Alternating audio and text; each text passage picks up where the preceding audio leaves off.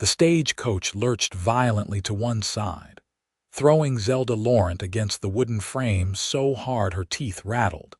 And in that split second before the wheels lost their purchase on the icy mountain road, she knew with absolute certainty that she was about to die. The driver's scream cut through the howling wind as the horses panicked, their hooves scrambling uselessly against the sheet of ice that had formed across the narrow pass. Zelda braced herself, her fingers digging into the worn leather seat, her heart hammering so loudly she could hear it over the storm. The coach tipped, hung suspended for one impossible moment, then crashed down the embankment in a chaos of splintering wood and screaming metal. She hit her head against something hard. The world spun, went dark, then flickered back into painful focus. Snow was falling through a gaping hole in the roof.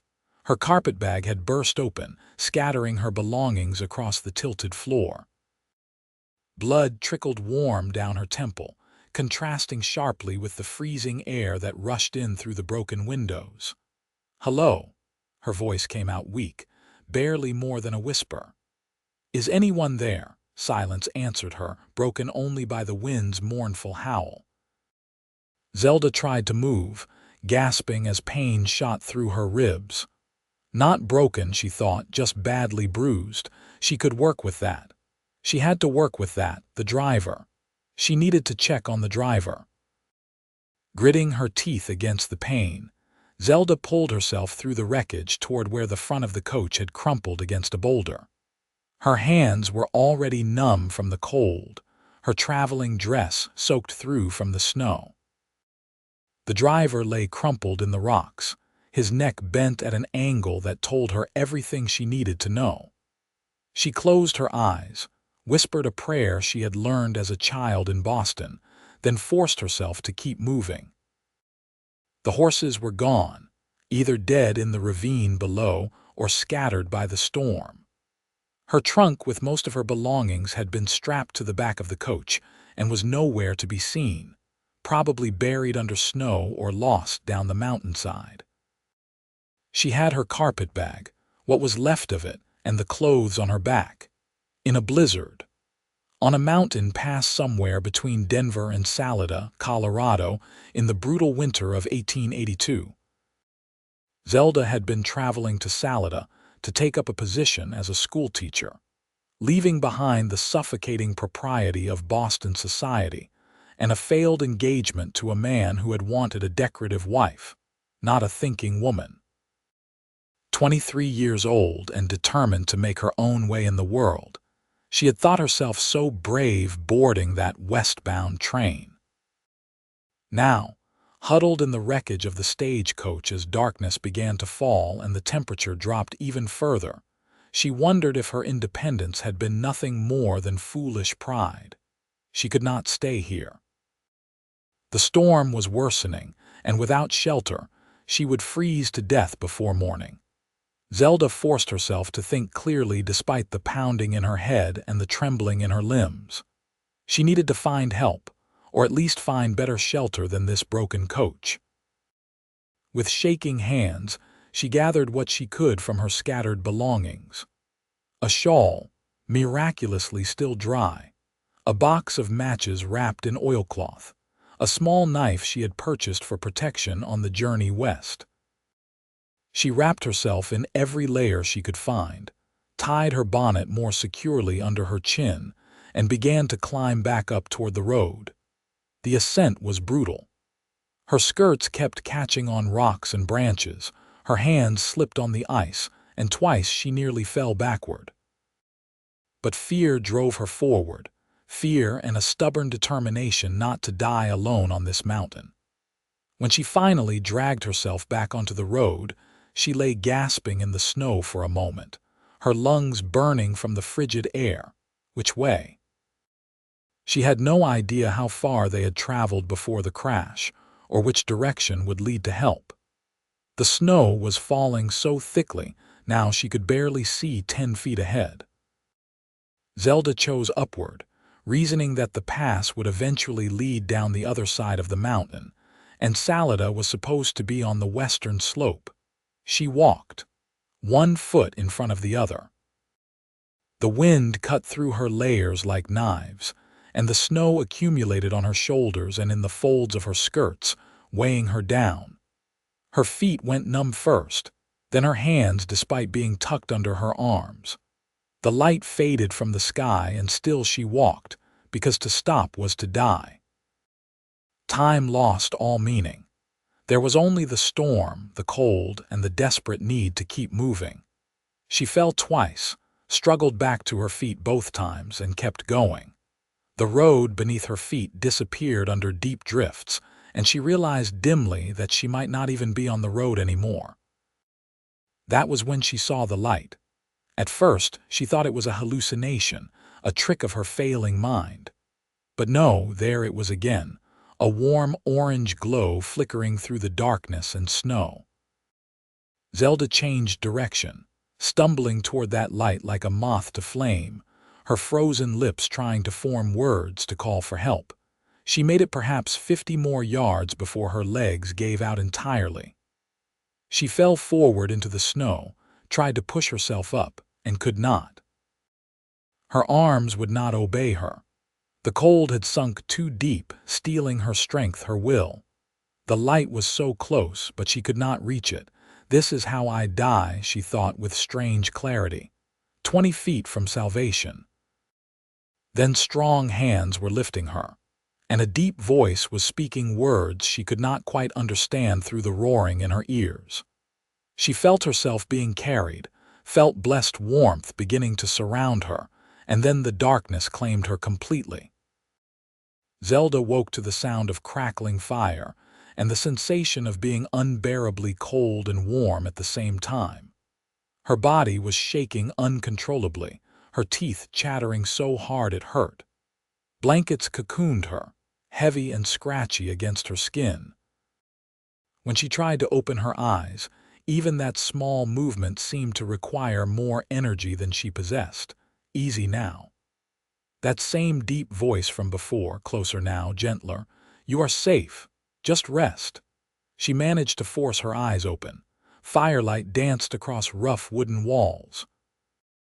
She was in some kind of cabin, small and rustic but blessedly warm. A figure moved at the edge of her vision, and she turned her head slightly to see him.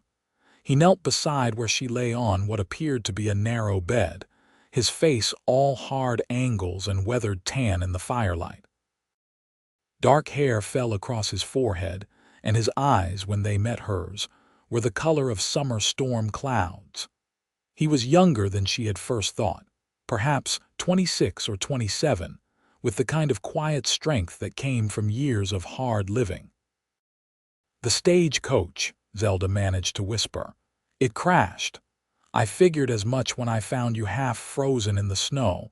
He reached for something beside him and held a tin cup to her lips. "Drink this, slowly." The liquid was warm and sweet, some kind of tea. Zelda sipped it carefully, feeling the warmth spread through her chest. Her shaking began to ease slightly. "The driver," she said. "He did not survive." Something shifted in the cowboy's expression, a flash of sorrow quickly controlled. "I will ride out when the storm passes and see to him properly. Right now, my concern is keeping you alive." "Where am I?" "Line shack up in the pass, about 8 miles from Salada. I was checking on cattle when the storm hit and decided to hole up here rather than try to make it back to the ranch." "Lucky for you." He set the cup aside and sat back on his heels. "Name is Preston Xavier. I work for the Double Bar Ranch, Zelda Laurent. I was traveling to Salada to teach at the school there." She tried to sit up, gasped at the pain that shot through her ribs. Preston's hand was immediately on her shoulder, firm but gentle, easing her back down. "You took quite a beating in that crash. Might have cracked a rib or two. Best stay still for now." Zelda wanted to argue, but exhaustion pulled at her like an undertow. Her eyes drifted closed despite her best efforts to keep them open. "Sleep," Preston said quietly. "You are safe here. I will keep the fire going." She wanted to protest, to insist she could not impose, but darkness was already claiming her again. The last thing she was aware of was the sound of wood being added to the fire and the steady, comforting presence of the cowboy keeping watch. When Zelda woke again, pale gray light was filtering through the cabin's single small window. The storm still raged outside, wind howling around the corners of the small structure. She was warmer now, her body no longer racked with uncontrollable shivering, though she ached in places she had not known could ache. Preston sat by the fire, mending something with needle and thread. He looked tired, dark circles under his eyes suggesting he had not slept much if at all. When he noticed her watching him, he set his work aside. "How do you feel?" "Like I fell down a mountain," Zelda said, attempting a smile. Even that small movement made her split lip sting. "Close enough to the truth." Preston moved to her side and held out the cup again. "More tea. You need to keep drinking, get your body temperature back up properly." This time Zelda was able to prop herself up on one elbow to drink. She looked down and realized with a start that she was no longer wearing her traveling dress. Instead, she was clothed in what appeared to be a man's shirt, far too large for her frame. Preston must have seen her expression because he said quickly, "Your dress was soaked through. I had to get you out of those wet clothes or you would have died from the cold. I kept my eyes closed as much as possible and only did what was necessary. Your dress is drying by the fire." Heat flooded Zelda's cheeks, though whether from embarrassment or fever she could not say. "I understand." "Thank you, you saved my life. Could not very well leave you to freeze." He studied her face with a critical eye. "That cut on your temple does not look too bad. Head wounds always bleed more than they should. How is your vision? Any double images?" "No, everything seems clear enough." Zelda finished the tea and handed back the cup. "Are we truly stuck here?" Preston nodded toward the window. "Storm like this could last another day or two. Even when it passes, the snow will be deep. I have got 2 horses in the lean-to out back, but trying to ride out in this would be suicide." We wait. 2 days. Alone in a tiny cabin with a man she did not know. The impropriety of it would have sent her Boston relatives into apoplexy. But this was not Boston, and the rules of survival outweighed the rules of society. "I am sorry to be such trouble," Zelda said. "You are not trouble. You are a person who needs help." Preston's tone was matter-of-fact. "I have got supplies here, enough food for a few days. There is water from the pump outside, though I will need to melt snow for more if this keeps up. We will manage just fine." Over the next hours, as the storm continued its assault on the mountain, Zelda learned more about her rescuer.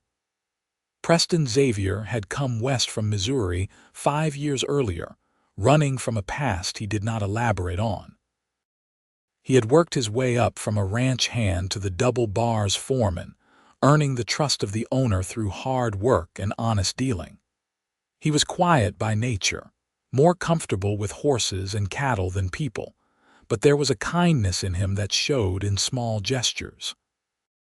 He heated water so she could wash her face and hands. He fashioned a compress for her bruised ribs from torn cloth. When she admitted she was hungry, he prepared a simple meal of beans and hardtack that tasted like a feast after her ordeal. He spoke little unless spoken to, but his presence was steady and reassuring. Zelda found herself watching him when he was not looking, noticing the way his hands moved with practiced efficiency as he worked, the quiet concentration in his expression. There was something deeply appealing about his calm competence, so different from the verbose, posturing men she had known in Boston. "Tell me about teaching," Preston said that evening as they sat by the fire, Zelda now wrapped in blankets on the bed while he occupied the cabin's single chair. "What made you want to come all the way out here for that?" Zelda considered how much to tell him. "I wanted to do something meaningful with my life." Back in Boston, the expectations for women of my class are very limited. Marriage to an appropriate man, managing a household, attending the right social functions. I wanted more than that. So you ran away. I prefer to think of it as running towards something rather than away from something. She smiled slightly. Though I suppose there is truth in both. I was engaged once to a banker's son. He was everything my family hoped for. Wealthy, well-connected, from a good family. But you did not love him. It was not a question. Zelda shook her head. No, and he did not love me, not really. He loved the idea of me as his wife, a pretty ornament for his arm at parties. When I expressed interest in the women's suffrage movement, he laughed. When I suggested I might want to continue my studies, he forbade it, so I ended the engagement. That must have taken courage, or foolishness. My family was not pleased. My mother stopped speaking to me. My father said I was throwing away my future, but I could not marry him, knowing what my life would become. Zelda pulled the blankets tighter around herself. The teaching position in Salida was offered through a friend of a friend. It seemed like providence, a chance to start over, to be useful, to make my own choices. Preston nodded slowly, firelight casting shadows across his face. I understand that. Starting over, I mean. Sometimes you have to leave everything behind to find where you actually belong. Is that what you did? When you came west? His jaw tightened slightly. Something like that. Zelda sensed she had touched on something painful and changed the subject. Tell me about the ranch. What is it like working with cattle? Preston's expression eased, and he began to talk about the double bar, about the rhythms of ranch life, the challenges of the Colorado winters, the satisfaction of good, honest work. His voice was low and pleasant, and Zelda found herself relaxing as she listened, the aches in her body fading into the background. At some point, she drifted off to sleep again, lulled by the warmth of the fire and the sound of his voice. The storm continued through the night and into the next day. Zelda's strength gradually returned, and by the afternoon of the second day, she was able to stand and move around the cabin, though her ribs still protested any sudden movements. You should rest more, Preston said, watching with concern as she tested her weight on her feet. I have been resting. I will go mad if I just lie there any longer. Zelda took a few careful steps, pleased when the room did not spin. Besides, I should help with something. You have been doing everything. You were half dead 2 days ago. I think you are entitled to rest. And I am grateful, truly. But I am feeling much better now, and I cannot just sit idle while you do all the work. She looked around the sparse cabin. What needs doing?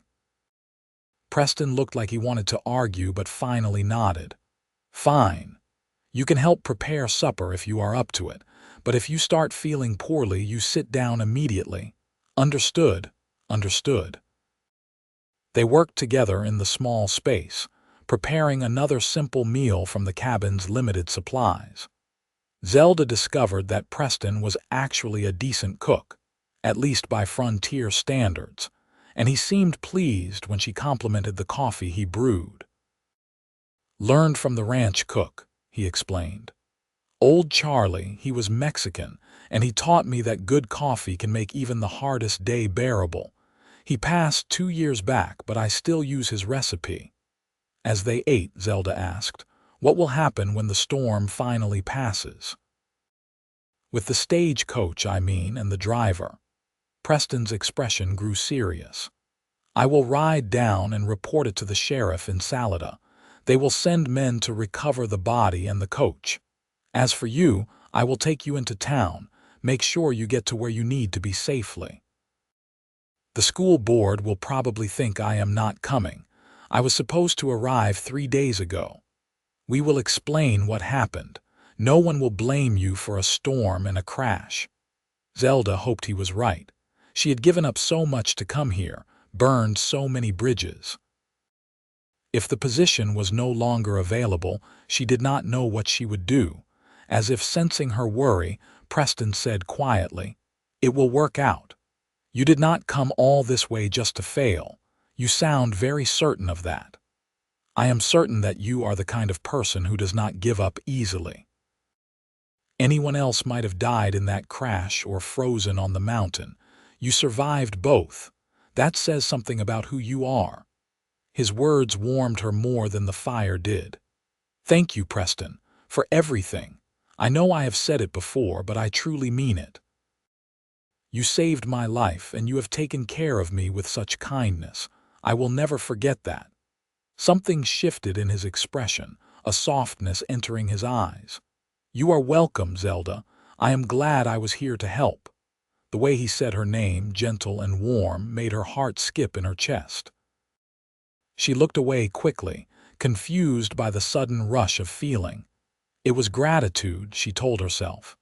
Simple gratitude for her rescuer, nothing more than that.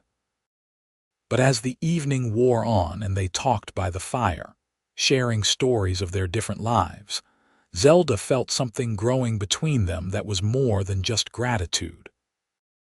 There was an ease to Preston's presence, a sense of being truly seen and heard that she had never experienced with anyone else. When he laughed at something she said, his whole face transformed, and she found herself trying to make him laugh again just to see that transformation. That night, Preston insisted she keep the bed while he made himself a pallet on the floor near the fire. Zelda argued that it was not right, that he should have his own bed, but he was immovable on the subject. "You are still recovering," he said firmly. "I have slept on the ground more times than I can count. One more night will not hurt me." Lying in the narrow bed, Zelda listened to the storm outside beginning to finally weaken. The wind's howl had dropped to a moan, and through the window she could see stars appearing between the clouds. Tomorrow the storm would be over. Tomorrow they would leave this cabin and return to the real world. The thought filled her with a strange mixture of relief and regret. "Preston," she said softly into the darkness. "Yes. Are you asleep?" "Not yet." She heard him shift on his pallet. "What is wrong? Are you hurting?" "No, I am fine. I just wanted to say that these past 2 days, despite everything, have been oddly pleasant. Is that a strange thing to say?"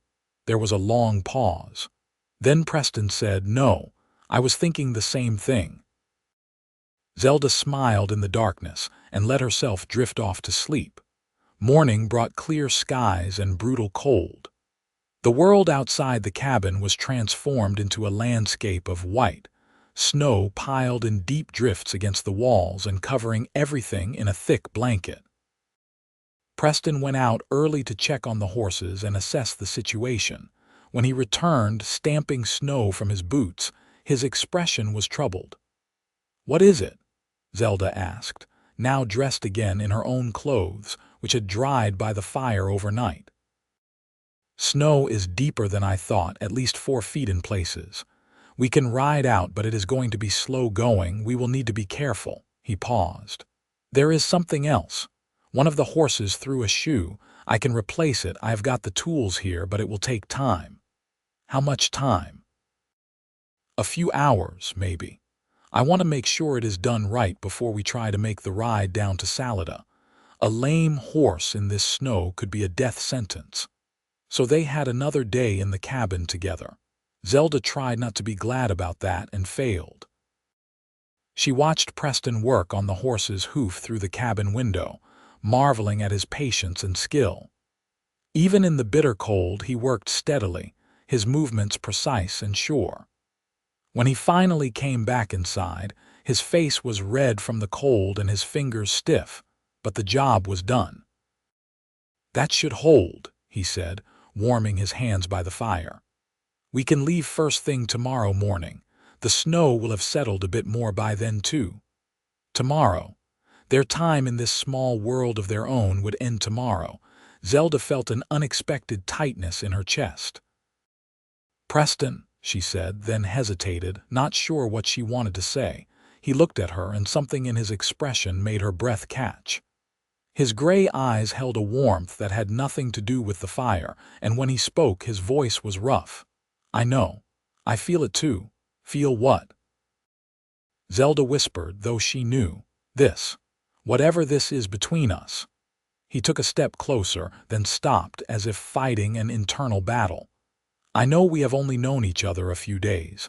I know you are meant for teaching and a respectable life in town. I know I have no right to feel what I am feeling. But Zelda, these past days with you have been the best I have known in longer than I can remember." Zelda's heart was racing. "Preston, you do not have to say anything. I just needed you to know. Tomorrow we will ride into Salada, and I will make sure you get safely to the school, and that will be the end of it. You will have your new life, and I will go back to the ranch. But I wanted you to know that knowing you, even for just these few days, has meant something to me." He turned away, heading for the door as if he needed air despite the cold outside. But Zelda found herself moving, crossing the small space between them, catching his arm. "Wait." He stopped, turned back to her, and the look in his eyes made her dizzy. "It has meant something to me too," Zelda said, the words tumbling out. "More than something. Preston, when I am with you, I feel more myself than I have ever felt. You listen when I speak, really listen. You treat me like a person, not a delicate flower to be protected or a problem to be solved. And yes, we have only known each other a few days, but sometimes a few days can contain more truth than years." "Zelda." Her name was almost a plea. "What are you saying?" "I am saying I do not want tomorrow to be the end of anything. I am saying that whatever this is between us, I want to explore it if you do." For a long moment, Preston just looked at her, searching her face as if trying to memorize every detail. Then, moving slowly as if giving her time to pull away, he raised his hand and gently cupped her cheek. "I have wanted to do that since the moment I saw you properly in the firelight," he said softly. "Wanted to touch you, to make sure you were real." Zelda leaned into his touch, her eyes closing briefly at the warmth of his calloused palm against her skin. When she opened them again, Preston was even closer, his face inches from hers. "May I kiss you?" he asked, his voice barely more than a whisper. "Yes." His lips met hers gently, carefully, as if she might break. But Zelda was not fragile, and she pressed closer, her hands coming up to grip his shoulders. The kiss deepened, and for a moment, the rest of the world disappeared. There was only the warmth of his mouth on hers, the solid strength of his body, the feeling of rightness that settled into her bones. When they finally broke apart, both breathing hard, Preston rested his forehead against hers. "I built you a fire," he said, and she could hear the smile in his voice. "And now I am calling you mine, if you will have me." Zelda laughed, joy bubbling up from deep inside her. "I will have you, Preston Xavier, today and tomorrow and for as long as you want me." "Forever then," he said, pulling her close. "I am calling you mine forever." They stood there in the warmth of the cabin, wrapped in each other's arms as the winter sun climbed higher in the sky outside.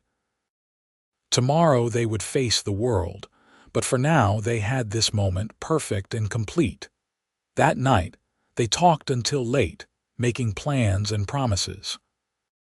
Preston told her about the ranch, about the little house that came with his foreman position, about how it had 2 rooms and a real stove and a porch that looked out over the valley. "It is not much," he admitted. "Nothing like what you are probably used to." "It sounds perfect," Zelda said honestly. "But Preston, what about my teaching position? I cannot just abandon it. I made a commitment." "I would never ask you to give that up. The school is in town, about an hour's ride from the ranch. You could teach during the week and come back to the ranch in the evenings, or we could find a place closer to town if that works better. We will figure it out together. The word filled Zelda with warmth.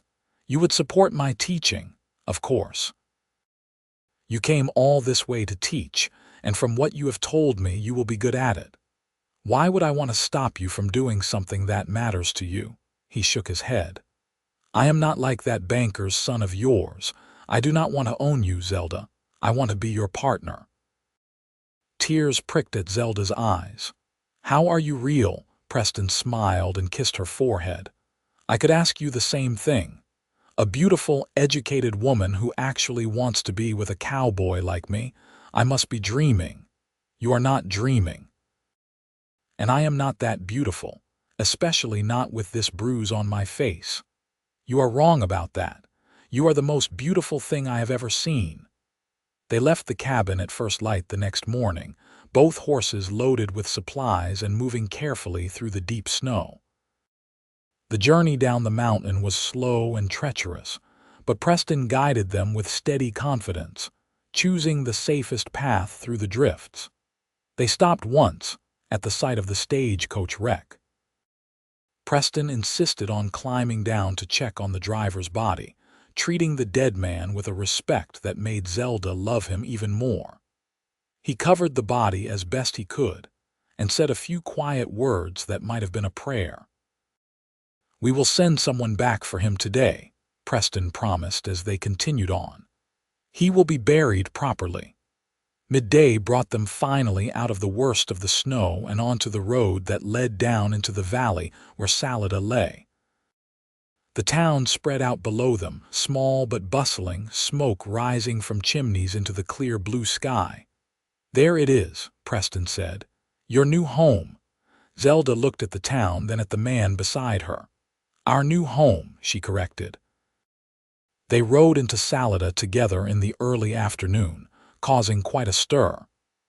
News of the missing stagecoach had reached town, and the sheriff had been preparing to send out a search party.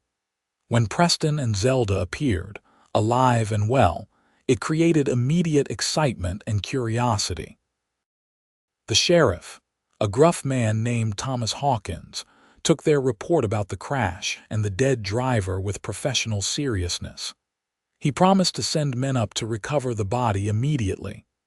You are lucky to be alive, Miss Laurent, he said, eyeing Preston with obvious speculation. And lucky that Preston here found you when he did. I am very aware of that, Sheriff, Zelda replied calmly, meeting his curious gaze without flinching. Word of her arrival quickly reached the school board, and within an hour, Zelda found herself in the office of Samuel Morrison, the head of the board, explaining what had happened. Preston waited outside, giving her privacy but staying close enough that she could feel his presence. Morrison was a portly man with kind eyes and a practical demeanor. He listened to her story with attention, occasionally shaking his head in amazement. Quite an ordeal, Miss Laurent. We had feared the worst when you did not arrive as scheduled. I am relieved to see you safe. Thank you, Mr. Morrison. I am still prepared to take up the teaching position if it is still available. Still available? My dear, you are the first qualified teacher willing to come to Salada in 2 years. The position is absolutely still available. He paused. However, I must ask about your accommodation situation. We had arranged for you to board with the widow Henderson, but given your late arrival, she has taken in another boarder. We will need to make new arrangements. Zelda took a breath, steeling herself. Actually, Mr. Morrison, I believe I have a solution to that. I have become engaged to Preston Xavier, the foreman of the Double Bar Ranch. With your permission, I would like to live at the ranch and commute to the school for teaching. Morrison's eyebrows rose nearly to his hairline. Engaged. But you have only been in town a matter of hours. Yes, sir. It is a rather unusual situation, I know, but Preston saved my life, and we have spent the last 3 days together in the line cabin. In that time, we have come to know each other well, and we wish to be married as soon as possible. She could see Morrison working through the implications of that, particularly the impropriety of an unmarried couple spending 3 days alone together. After a moment, understanding dawned on his face. I see. Well, that does put things in a different light. I assume you will be married quickly. As quickly as it can be arranged, yes. Morrison nodded slowly. Very well. The school board's primary concern is that you are able to fulfill your teaching duties. If you can commute from the ranch and maintain your position competently, I see no reason to object to your living arrangements, particularly once you are married. The children need a teacher, and you seem well qualified despite your dramatic arrival. Relief flooded through Zelda. Thank you, Mr. Morrison. I promise I will not disappoint you. See that you do not. School begins Monday morning. That gives you 4 days to settle your personal affairs and prepare. Can you manage that? I can and will, sir. When Zelda emerged from Morrison's office, Preston straightened immediately, searching her face. Well, she smiled, bright and genuine. I have the position, and Mr. Morrison has given his blessing to our engagement as long as we marry quickly. Preston let out a breath she had not realized he was holding. Then we should go see the preacher. They found Reverend Samuel Brooks at the small church on the edge of town, a weathered building with a white steeple that pointed toward the mountains. The Reverend was a thin man with silver hair and sharp blue eyes that seemed to see right through pretense. He listened to their request to be married with a thoughtful expression, then looked from Preston to Zelda and back again. I have known you for 4 years, Preston, and you have never mentioned an interest in marrying. Now you come to me with a young woman you have known for 3 days and ask me to marry you as soon as possible. You can understand why I might have questions. I understand, Reverend, Preston said steadily. But I have never been more certain of anything in my life. I love her. I want to spend my life with her. If you need time to be sure we are sincere, we can wait, but not long. I will not have Zelda's reputation damaged because of me. Brooks turned to Zelda. And you, Miss Laurent, are you certain about this? You have prospects, education. You are not obligated to marry this man simply because circumstances threw you together. Zelda met his gaze directly. I am certain, Reverend. I came west to find a life of purpose and meaning.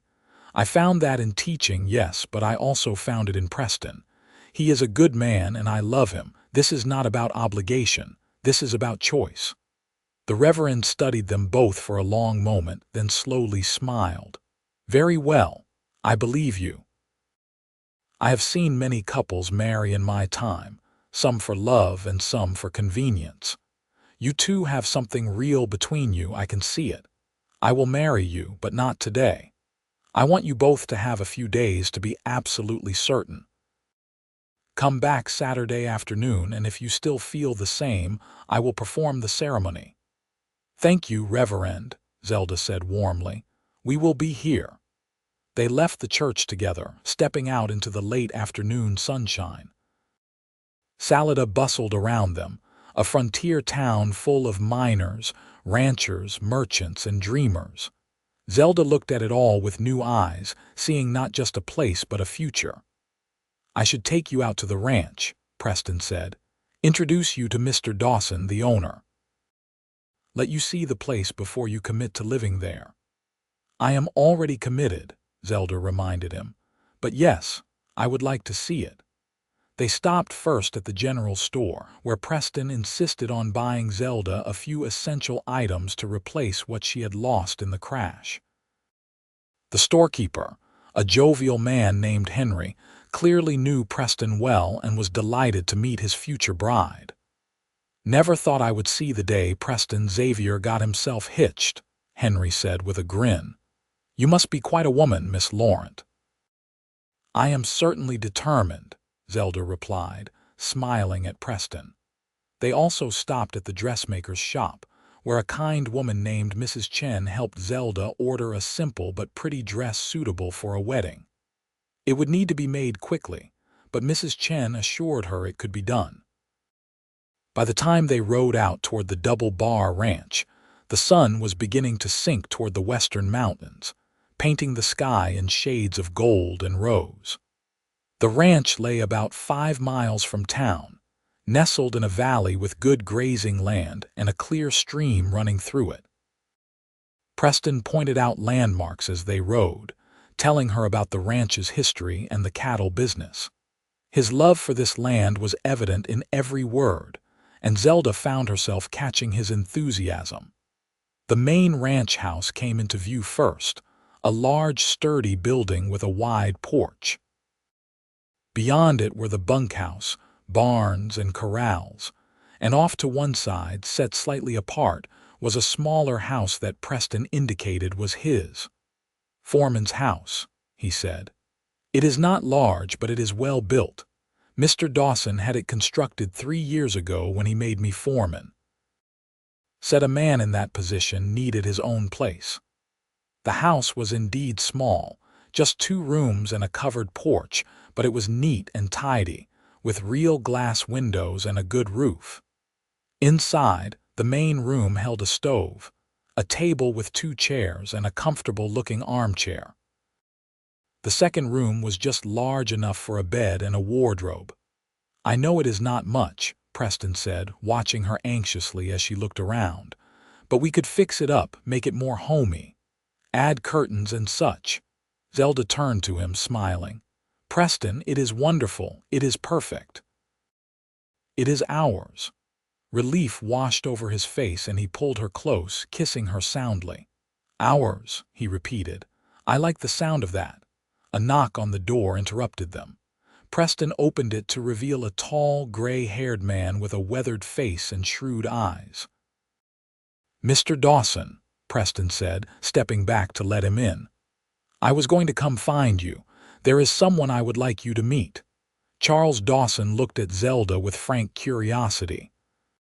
Preston made the introductions and briefly explained the situation with the stagecoach crash and their subsequent engagement. Dawson listened without interrupting, then said, "So you are the school teacher everyone in town is talking about. Word travels fast around here.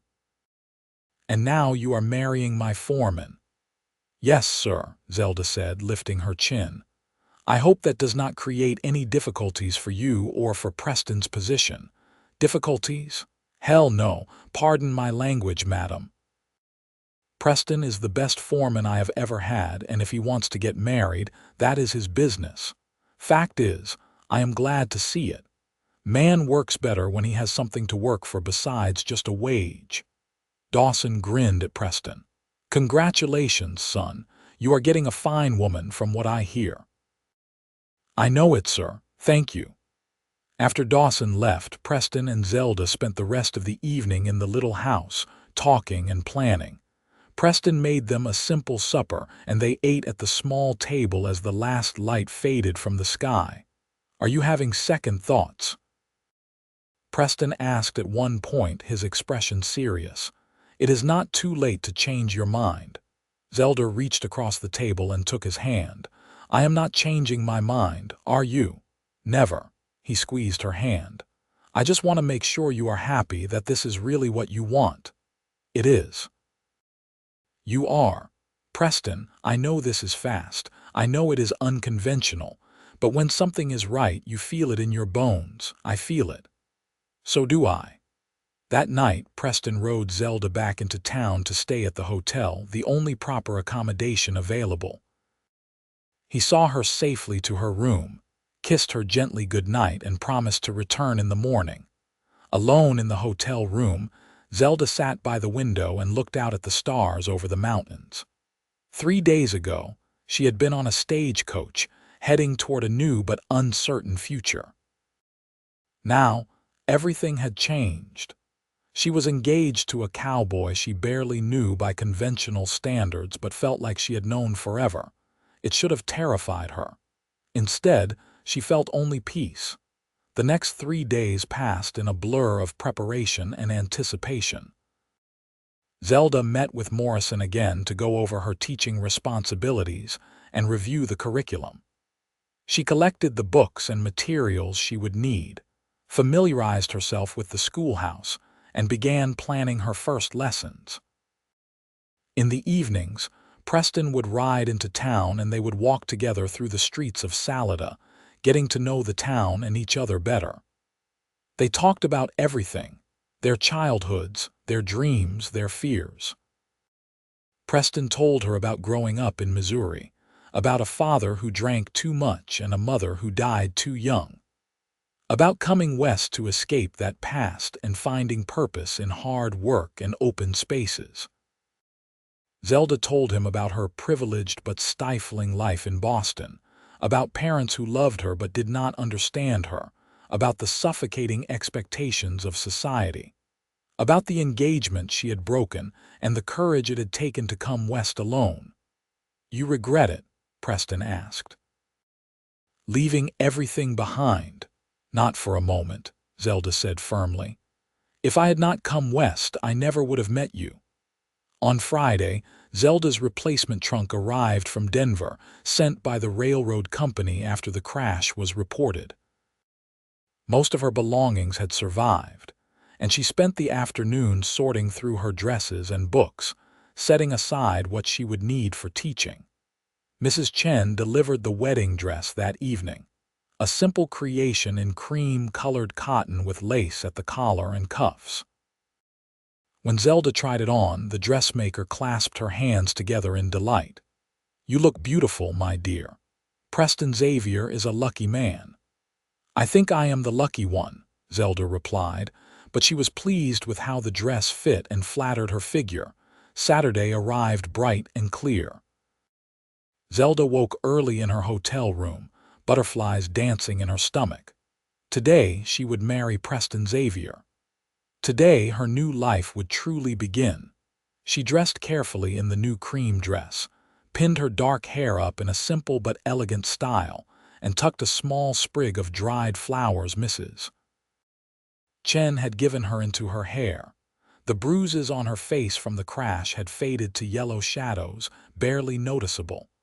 A knock on the door revealed Henry from the general store, beaming. "Miss Laurent, I have been sent to escort you to the church." "We cannot have the bride walking there alone on her wedding day." Touched by his kindness, Zelda accepted his arm. As they walked through town toward the church, she noticed people stopping to watch and smile.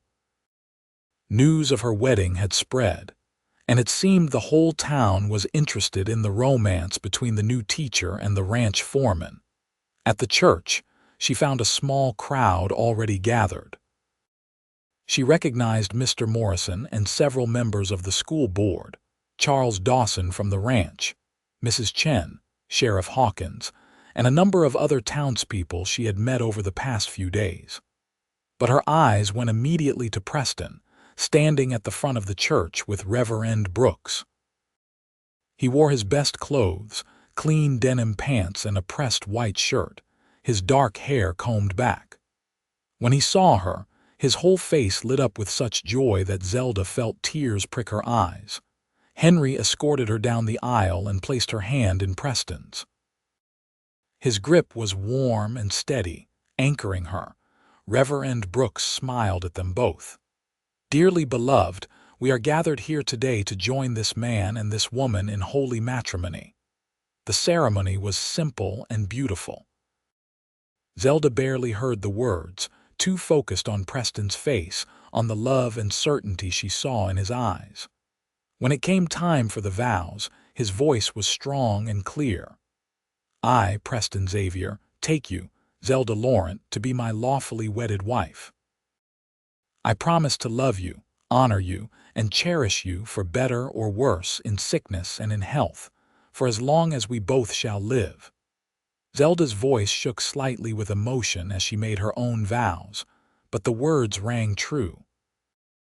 "I, Zelda Laurent, take you, Preston Xavier, to be my lawfully wedded husband. I promise to love you, honor you, and cherish you for better or worse in sickness and in health, for as long as we both shall live." Preston had somehow acquired 2 simple gold bands, and he slipped one onto her finger with a tenderness that made her heart swell. "By the power vested in me," Reverend Brooks said, his voice warm, "I now pronounce you husband and wife. Preston, You may kiss your bride." Preston cupped her face in his hands and kissed her softly, sweetly, a promise sealed with his lips. The small congregation erupted in applause and cheers. Outside the church, well-wishers surrounded them, offering congratulations and good wishes. Mr. Dawson announced that he was hosting a celebration supper at the hotel for anyone who wanted to attend, and most of the crowd enthusiastically accepted. The celebration was joyous and lively. There was food and music, laughter and dancing. Zelda found herself pulled into conversations with townswomen eager to welcome her to the community and offer advice on everything from teaching to keeping house in frontier Colorado. But through it all, she was constantly aware of Preston, his hand at her back, his smile when their eyes met across the room. This was her husband. The word still felt strange and wonderful.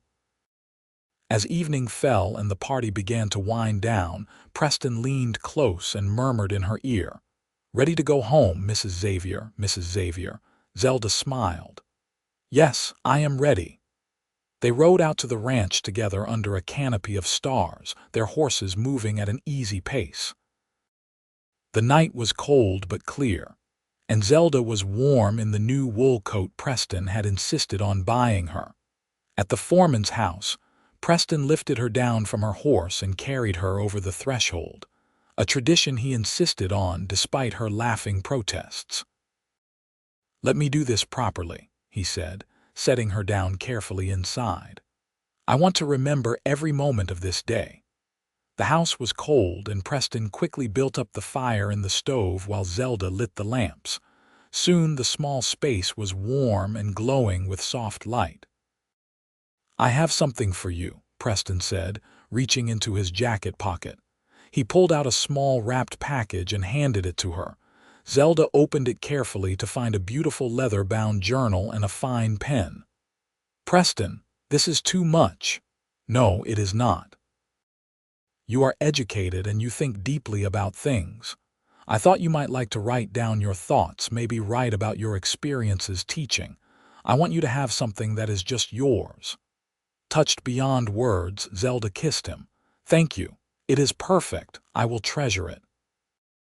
That night, as they lay together in the small bedroom, wrapped in each other's arms, Preston said softly, "I built you a fire in that cabin to keep you from freezing. I never imagined it would lead to this." Zelda traced patterns on his chest with her fingers. "You did more than build me a fire. You gave me a future, a home, a partnership. You gave me love. You gave me the same. Before you, I was just going through the motions, working and existing but not really living. You make me want to live, Zelda. You make everything brighter." "We make each other better," Zelda said. "That is what love should be." "Forever," Preston murmured, pulling her closer. "I meant what I said in that cabin. You are mine forever." "And you are mine," Zelda replied. "Forever." The weeks that followed were a period of adjustment and discovery.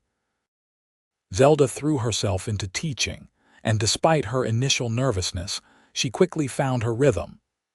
The children of Salida were a mixed group, ranging in age from 6 to 14, the sons and daughters of miners, ranchers, and merchants. They were rough around the edges but eager to learn, and Zelda discovered she had a natural gift for making lessons engaging.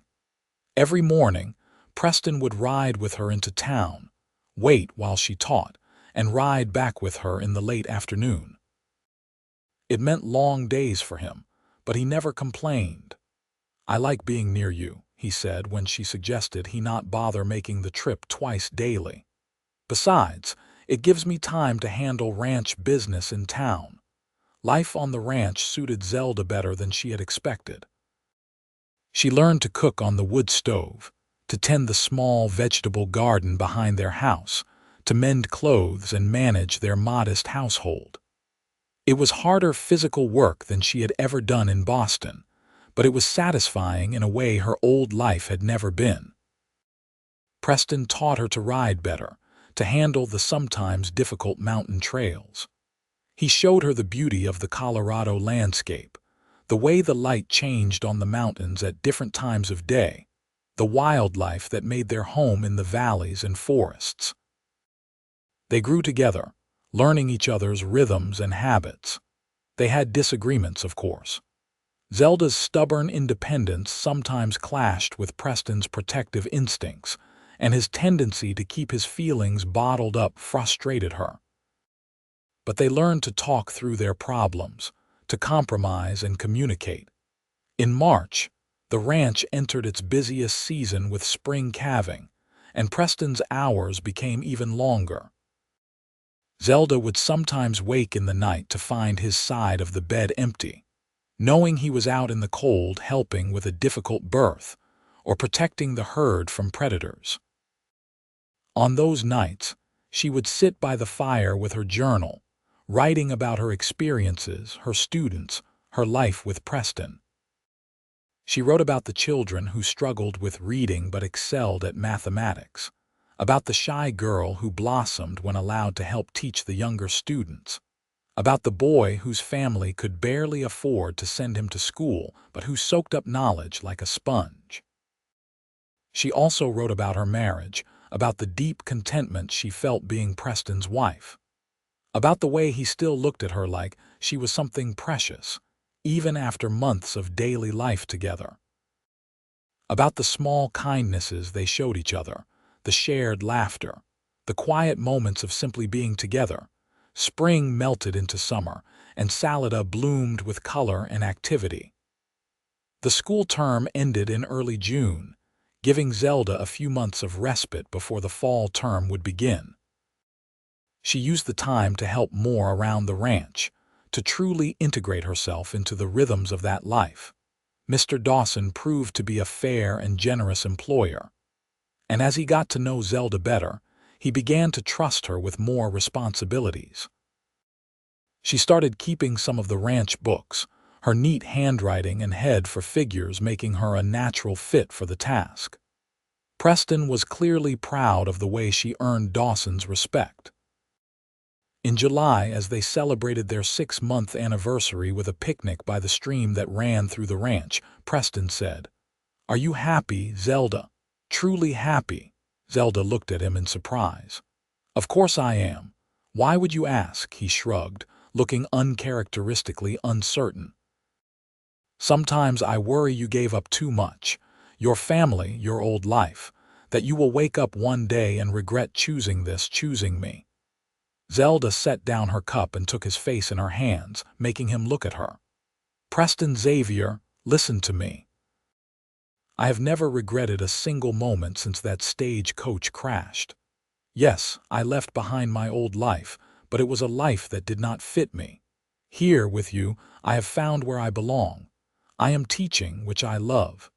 I am married to a man who respects and cherishes me. I am part of a community that has welcomed me. I am happy in ways I never even knew were possible." Relief and love flooded his expression. "I am happy too. Happier than I ever thought I could be." "Then stop worrying," Zelda said, kissing him. "We are exactly where we are meant to be." That summer was golden, filled with long, warm days and peaceful nights. Zelda had never felt more alive, more certain of her choices. When August brought her 24th birthday, Preston surprised her with a beautiful tooled leather saddlebag for carrying her school supplies and a new set of books for her classroom. "You are always thinking of ways to improve your teaching," he said as she exclaimed over the books. "I wanted to support that." "You support me in every way that matters," Zelda replied, moved by his thoughtfulness. As fall approached and Zelda prepared to return to teaching, she noticed she was feeling unusually tired. At first, she attributed it to the busy season, but when the fatigue persisted and was accompanied by morning nausea, she began to suspect the truth. Mrs. Chen, who had become a good friend, confirmed her suspicions. "You are with child, my dear. I would guess about 2 months along." Zelda sat down abruptly, her hand going to her still flat stomach. A baby. She and Preston were going to have a baby. That evening, when Preston returned from a long day working with the cattle, she met him at the door with a look that must have alarmed him because he immediately asked what was wrong.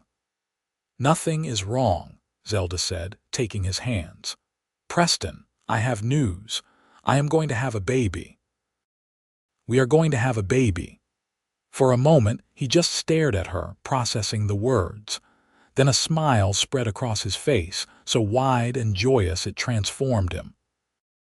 He let out a whoop of pure happiness and picked her up, spinning her around before remembering her condition and setting her down very carefully. "A baby. We are going to have a baby." He kept repeating it as if he could not quite believe it. "Zelda, this is wonderful. Are you feeling all right? Is there anything you need? Should you still be teaching?" She laughed at his sudden anxiousness. "I am fine. Women have babies all the time while continuing their daily activities. I will teach through the fall and into the winter if I feel up to it. The baby will not arrive until late spring." Preston placed his hand gently on her stomach. "Our child, a part of you and me. Are you happy?" Zelda asked, suddenly uncertain. "Happy does not even begin to cover it. I am overwhelmed. I am terrified. I am more grateful than I can express."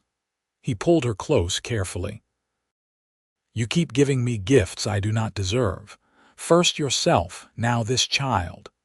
"You deserve all of it," Zelda said firmly. "You are going to be a wonderful father." The pregnancy progressed smoothly through the fall and winter. Zelda continued teaching until late February, when the cold and her growing size made the daily journey to town too difficult. The school board had already made arrangements for a temporary replacement, and Zelda turned over her classroom with detailed notes and lesson plans. At the ranch, she spent the final weeks of her pregnancy preparing for the baby's arrival. Preston turned their small storage area into a nursery, building a cradle with his own hands and whitewashing the walls. The ranch women brought gifts, baby clothes, blankets, advice. On a warm afternoon in early April, nearly a year and a half after that fateful stagecoach crash, Zelda went into labor. Preston rode for the midwife, a capable woman named Margaret Stone, and then proceeded to pace the floor anxiously while Margaret and Mrs. Chen attended to Zelda. It was a long labor, lasting through the night and into the next day. Preston stayed close, holding Zelda's hand when she needed him, supporting her through the pain. Finally, as the afternoon sun streamed through the windows, their son was born. "You have a fine boy," Margaret announced, placing the squalling infant in Zelda's arms. "Healthy and strong." Preston stared at the baby with an expression of wonder. "He is perfect. Zelda, he is perfect." The baby had a dusting of dark hair and eyes that would probably turn gray like his father's. He was small and red and wrinkled, and Zelda thought he was the most beautiful thing she had ever seen. "What should we name him?" she asked Preston. Preston touched the baby's tiny hand gently. "What about Henry Samuel?" "Henry after the storekeeper who was kind to you when we first met, and Samuel for Reverend Brooks who married us." "Henry Samuel Xavier," Zelda said, testing the name. "Yes, that is perfect." Little Henry was a good baby, healthy and strong as Margaret had said. He had Preston's gray eyes and Zelda's dark hair, and both parents doted on him shamelessly. Preston would come in from long days of work and immediately go to the cradle, lifting his son with tender care. "I never knew I could love someone this much," he admitted one night, holding Henry while Zelda rested. "Between you and him, my heart feels too full for my chest." Zelda understood exactly what he meant. Watching Preston with their son, seeing the gentleness and love in every gesture, made her fall in love with him all over again. She returned to teaching that fall, bringing Henry with her.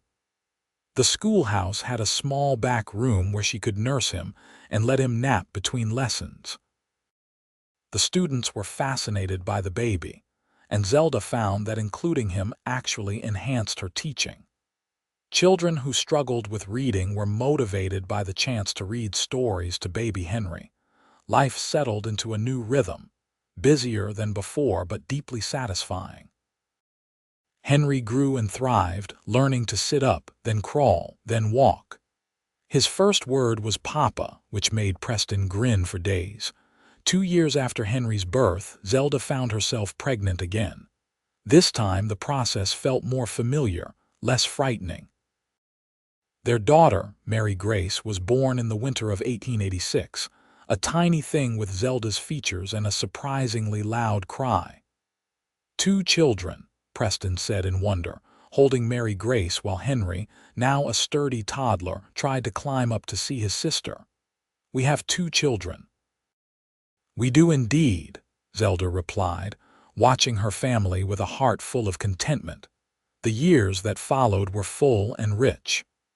Preston continued to excel as foreman, and when Mr. Dawson grew older and began to slow down, he offered Preston a partnership in the ranch. With careful saving and hard work, Preston accepted, becoming a co-owner of the double bar. Zelda continued teaching, earning a reputation as one of the best educators in that part of Colorado. Former students would return years later to thank her for the foundation she had given them. The school board eventually asked her to train new teachers, recognizing her gift for the profession. Henry and Mary Grace grew up surrounded by love, learning the value of hard work from their father and the importance of education from their mother. Henry showed an early aptitude for working with animals and seemed destined to follow Preston into ranching. Mary Grace inherited her mother's love of books and her father's determination, a combination that suggested she would do remarkable things. In 1890, when Henry was 6 and Mary Grace was 4, Zelda gave birth to their third and final child, a son they named Thomas, after Zelda's father. It had taken years, but Zelda had eventually reconciled with her parents through letters. They never fully understood her choices, but they came to accept them, and the birth of their grandson Thomas seemed to heal the last of the old wounds. Preston proved to be everything Zelda had believed he would be and more. He was a loving husband, a devoted father, a fair and honest businessman. He supported Zelda's work and encouraged their children's dreams. On their 10th anniversary, he took her back to the old line cabin where they had sheltered from the storm. It was summer now, and the mountains were green and alive. The cabin still stood, weathered but intact. They walked inside and memories flooded back. "I built you a fire here," Preston said softly, touching the old stone fireplace, "and I called you mine." "Forever," Zelda reminded him, slipping her hand into his. "You said forever and you meant it." "I did, I do." He turned to her, his gray eyes still holding that same warmth they had shown on that snowy night so many years ago. "Best decision I ever made, calling you mine." "Best decision I ever made, saying yes," Zelda replied. They stood together in the cabin where their story had truly begun, surrounded by memories and strengthened by the years they had built together. Outside, the Colorado sun shone bright, and the future stretched before them, full of promise. Life on the ranch continued its steady, satisfying rhythm through the years. The children grew, the herd flourished, and the bond between Preston and Zelda only deepened with time. They faced challenges, of course. There were hard winters and dry summers, cattle lost to disease and prices that fluctuated wildly. But they faced everything together, drawing strength from each other. When Mr. Dawson passed away in 1893, he left his share of the ranch to Preston in his will, recognizing the years of loyal service and shrewd management. The double bar became the Xavier Ranch, and Preston poured himself into making it even better. Zelda helped with the books and management, their partnership extending into every aspect of their lives. Henry grew into a fine young man, tall and strong like his father, with a gift for understanding animals and the land. Mary Grace became an avid reader and writer, often helping her mother in the classroom. Young Thomas was still finding his way, but he showed signs of his father's steady determination and his mother's quick mind. On quiet evenings, Preston and Zelda would sit on their porch, watching the sunset paint the mountains in shades of gold and purple. They would talk about their day, their children, their plans for the future. Sometimes they would sit in comfortable silence, her hand in his, content simply to be together. "You ever think about that day?" Zelda asked one evening. "The day of the crash, all the time," Preston admitted. "I think about how easily things could have gone differently. If the storm had hit an hour later, if I had decided to ride back to the ranch instead of sheltering in the cabin, if I had not seen your light in the snow. I think about it too. About how I thought I was going to die, and instead I found life. Real life, the kind I had always dreamed of but never thought I would have." Preston brought her hand to his lips. "You gave me that too. Before you, I was just surviving. You taught me how to live." Their children grew and eventually began to make their own ways in the world. Henry took over more and more of the ranch operations, showing himself to be a worthy successor to his father. Mary Grace went east to attend college, one of the first women from Salida to do so, with her parents' full support and blessing. Thomas found his calling in veterinary medicine, studying to become one of the new scientific veterinarians the West desperately needed. Preston and Zelda watched their children chase their dreams with pride, knowing they had given them both roots and wings. The house that had once been filled with the noise of small children grew quieter, but no less full of love. In 1899, on their 20th wedding anniversary, their children arranged a celebration. Half the town turned out, wanting to honor the couple who had become pillars of the community. There were speeches and toasts, laughter and music. Reverend Brooks, now quite elderly but still sharp, stood to speak. 20 years ago, I married these two young people who barely knew each other. I believed then that they had something real, and I have been proven right many times over. Preston and Zelda Xavier are an example to us all of what marriage can be, a true partnership built on love and respect, weathering every storm together. Preston stood, pulling Zelda up with him. 20 years ago, I built this woman a fire to keep her from freezing. I called her mine then, and I call her mine now. She is my partner, my best friend, the mother of my children, and the love of my life. Here is to 20 more years and 20 after that." The crowd cheered and clinked glasses, and Preston kissed Zelda soundly, not caring who was watching. Later, when the celebration had wound down and they were alone in their bedroom, Zelda said, 20 years. It has gone by so fast." "And so slowly," Preston countered. "I remember every moment, every laugh, every tear, every ordinary day that made up our extraordinary life." "Do you have any regrets?" Zelda asked. Preston looked at her as if she had lost her mind. "Regrets? Zelda, marrying you was the best thing I ever did. These 20 years with you have been the happiest of my life. The only regret I have is that I cannot live long enough to have 1,000 more years with you." Zelda felt tears prick her eyes. "You still know exactly what to say to make me cry." "I just tell you the truth," Preston said, pulling her close. "Always have, always will." The new century dawned, bringing with it changes and challenges. The West was becoming less wild, more settled. Automobiles began to appear on the streets of Salida, though Preston insisted horses were still more reliable. The ranch continued to prosper under the combined management of Preston and Henry, father and son working in perfect harmony. Mary Grace returned from college with new ideas about education and women's rights. She took over more of her mother's teaching duties, allowing Zelda to finally slow down a bit. Thomas completed his studies and opened a veterinary practice in Salida, quickly becoming indispensable to the ranching community.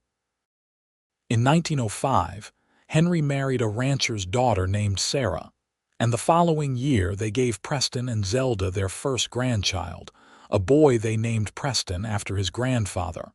Holding his grandson, Preston wept openly. "Another Preston Xavier," he said, his voice thick with emotion. "May he be as blessed as I have been." More grandchildren followed. Mary Grace married a teacher from Denver and had 3 daughters. Thomas married the banker's daughter and had twin sons. The Xavier family grew and flourished, spreading its branches across Colorado. Preston and Zelda grew older together, their hair turning gray, their steps slowing. But the love between them never diminished. If anything, it grew deeper, refined by time and shared experience. On their 30th anniversary, they returned once more to the old line cabin. It was maintained now as a special place, a piece of family history. Inside, looking much as it had that winter night so long ago, they stood together by the fireplace. 30 years, Zelda marveled. When I think of that terrified young woman who crashed in the storm, I barely recognize her. "She is still in there," Preston said, touching her face gently. "Still brave, still determined, still the woman I fell in love with. And you are still the cowboy who built me a fire and called me his forever." "Always," Preston promised. "Forever." They lived to see their children established and happy, their grandchildren growing. They celebrated 50 years of marriage in 1906, surrounded by family and friends, a testament to the power of love and commitment. When Preston finally passed in the spring of 1912, at the age of 56, it was peacefully in his sleep, Zelda beside him as she had been for more than 30 years. His last words to her had been, "I love you, forever." Zelda grieved deeply but took comfort in their children, their grandchildren, and the life they had built together. She continued to live on the ranch Henry now ran, helping where she could, teaching occasionally, writing in her journal about the extraordinary life she had lived. She passed away herself 4 years later in her sleep, a smile on her face. Those who found her said she looked peaceful, as if she were dreaming of something wonderful. On her bedside table was her journal, open to the last entry. In her still beautiful handwriting she had written, "I was stranded in the mountain snow, and a cowboy built me a fire and called me his forever. In that moment, my real life began. I have known love, partnership, purpose, and joy beyond measure. I have been blessed with children and grandchildren who carry on our legacy. I have taught hundreds of students and touched countless lives, but the greatest gift of all was Preston, my cowboy, my husband, my forever love. I am ready now to see him again, to continue our forever in whatever comes next. We built a good life from that fire in the snow, and I am grateful for every single moment." The Xavier family continued to thrive in Colorado, carrying on the traditions and values Preston and Zelda had instilled. The story of how they met, the cowboy and the stranded teacher in a mountain snowstorm, became family legend, told and retold to each new generation. The old line cabin was preserved as a historic site, a reminder of where it all began. And on quiet winter nights, when the snow falls in the Colorado mountains, some say you can still feel the warmth of that long-ago fire, and the love that was kindled there, burning bright across the years, forever and always.